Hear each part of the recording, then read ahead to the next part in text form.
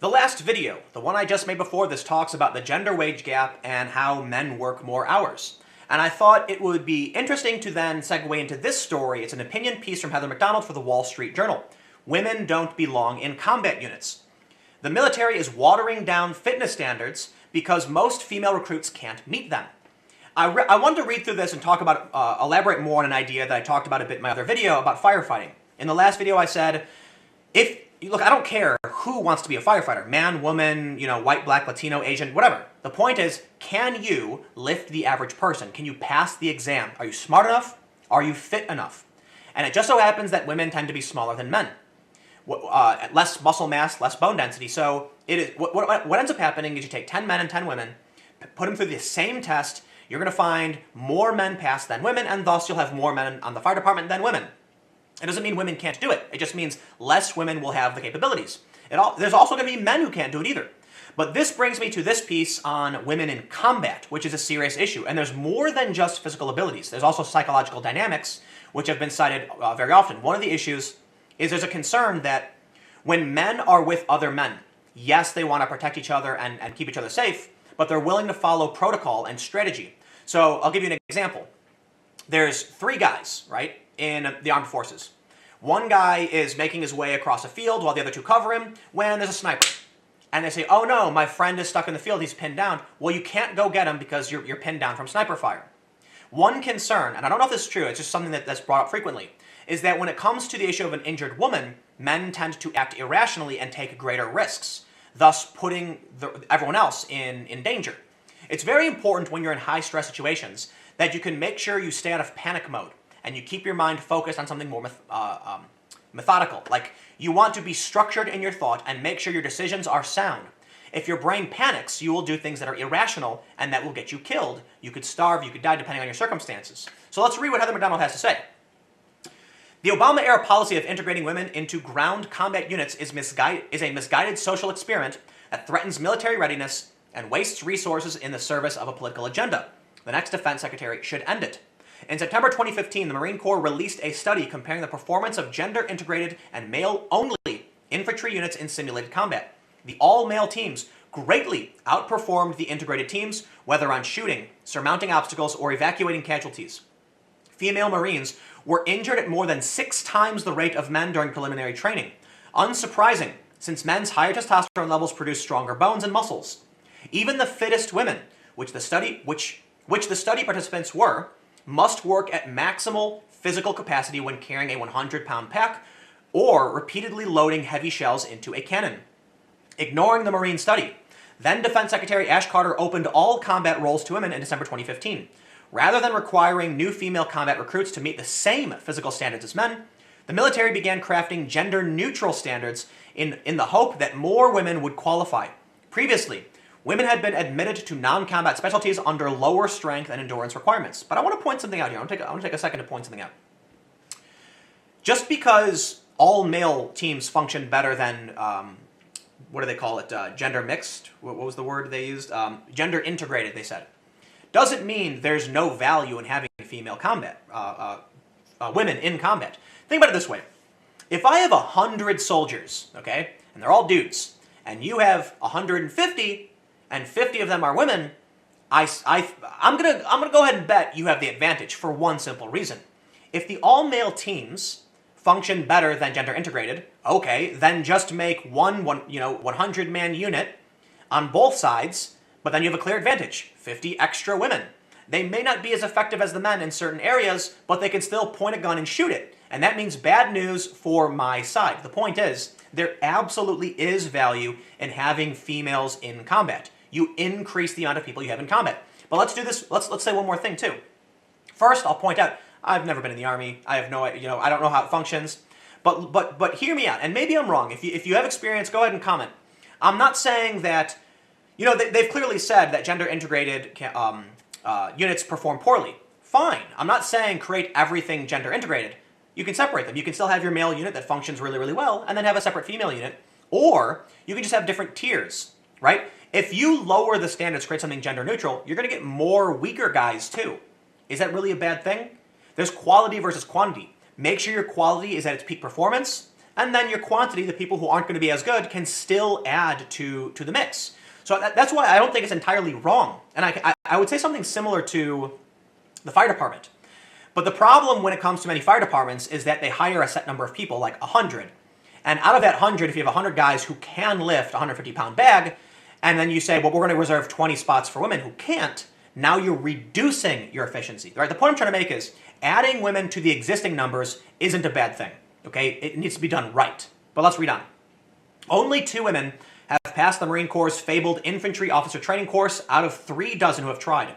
Most wash out in the combat endurance test, administered on day 1.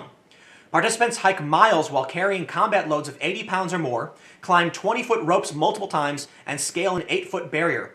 The purpose of the test is to ensure that officers can hump their own equipment and still arrive at a battleground mentally and physically capable of leading troops. Most female aspirants couldn't pass the test, so the Marines changed it from a pass-fail requirement to an unscored exercise with no bearing on the candidate's ultimate evaluation.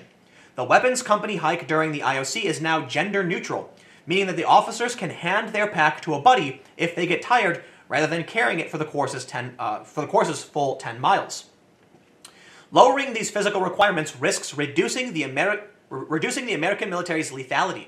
A more serious effect of sex integration has become taboo to mention: the inevitable introduction of eros into combat units, putting young, hormonally charged men and women into stressful close quarters for extended periods guarantees sexual liaisons, rivalries, and breakups, all of which undermine the bonding essential to a unified fighting force.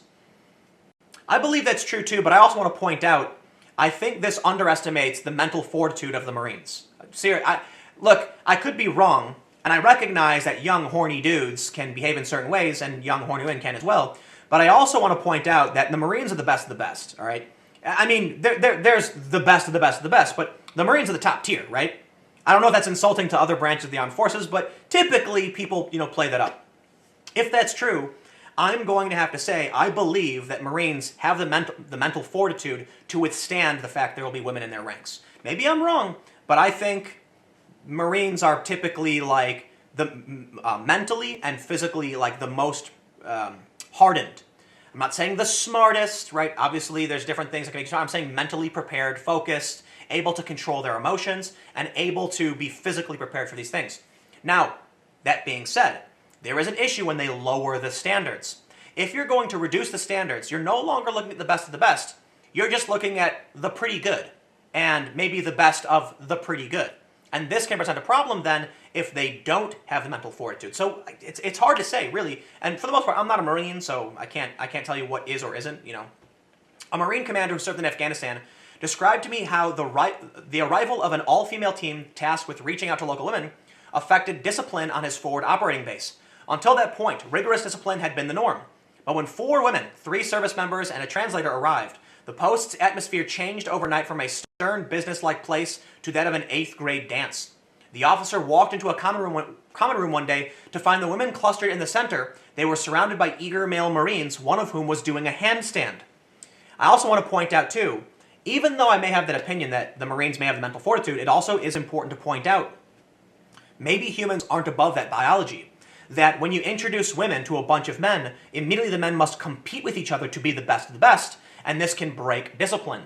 But again, I still kind of feel like the Marines are better than that, I could be wrong. The power of hormones maybe can't be overcome by any amount of discipline, but that's a tough thing. What do you think? Do you think, I kind of have a lot of faith in the Marines. Maybe I'm wrong. Another Marine officer who was stationed on a Navy ship after 9/11 told me that a female officer had regular trysts with an enlisted sailor in the engine room. Marine Corporal Remedios Cruz, one of the first women to join the infantry, was discharged late last year after admitting to a sexual relationship with a male subordinate. Army Sergeant First Class Chase Usher was relieved of his leadership position for a consensual relationship with a female soldier that began almost immediately after she arrived at his newly gender-integrated unit in Fort Bragg, North Carolina. Long before infantry integration became a feminist imperative, evidence was clear that a co-ed military was a sexually active one. In 1988, then Navy Secretary Jim Webb reported that of the unmarried enlisted Navy and Air Force women stationed in Iceland, half were pregnant. Wow, that's crazy.